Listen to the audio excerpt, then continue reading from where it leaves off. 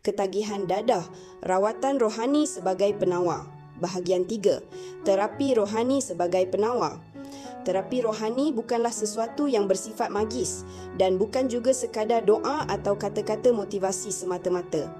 Ia merupakan satu proses pemulihan dalaman yang bertujuan menyelaraskan semula keseimbangan antara tubuh, emosi, mental dan rohani.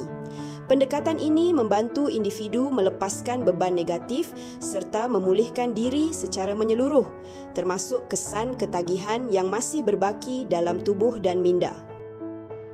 Apabila proses pemulihan ini bermula, individu biasanya akan mula merasai perubahan secara berperingkat. Emosi menjadi lebih stabil, fikiran lebih jelas dan timbul kesedaran untuk berubah ke arah yang lebih baik. Kekuatan untuk pulih tidak datang secara mendadak, tetapi berkembang sedikit demi sedikit melalui usaha yang konsisten. Antara langkah yang boleh membantu dalam proses pemulihan termasuk 1. Mengamalkan rutin kerohanian seperti doa, zikir atau refleksi diri bagi menenangkan jiwa.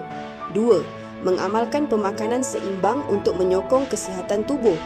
3. Menjauhkan diri daripada persekitaran atau pergaulan yang boleh mencetuskan semula tabiat lama. Pendekatan pemulihan rohani yang berasaskan konsep penyucian diri memberi fokus kepada perubahan dari akar. Ia bukan hanya merawat kesan luaran tetapi membantu individu memahami dan mengurus punca dalaman yang mendorong kepada ketagihan. Proses ini juga melibatkan pembinaan semula kekuatan diri agar lebih berdaya tahan dalam menghadapi cabaran. Proses pemulihan rohani di bawah HQ Spiritual Healing Center boleh difahami melalui 3 peringkat utama. 1. Bebas, pemulihan awal dan pembersihan. Rawatan awal menyingkirkan sisa kimia dadah, membebas tubuh dari entiti dan tenaga negatif serta memutus kitaran karma yang mendorong tabiat berulang. 2. Baik pulih, memulihkan fungsi rohani. Selesai pembersihan, sistem rohani dipulihkan agar stabil semula. Rawatan tanpa sentuhan ditumpukan pada kerosakan batin dan medan tenaga tubuh.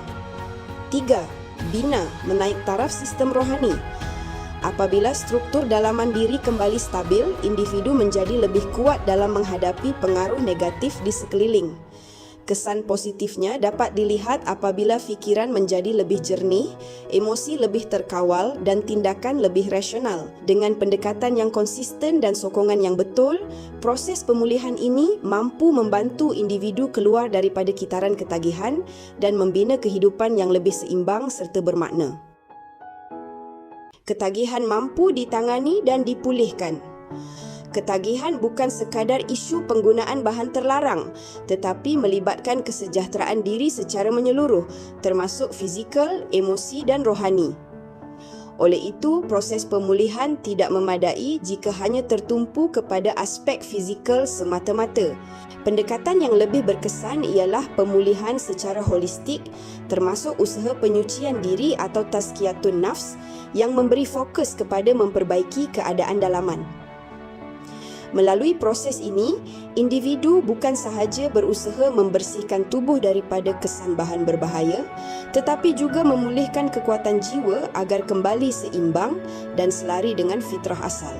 Jika anda atau kenalan anda sedang bergelut dengan ketagihan dadah yang berlarutan dan ingin berikhtiar untuk pulih, hubungi segera perawat dan pengamal kerohanian di bawah naungan HQ Spiritual Healing Center.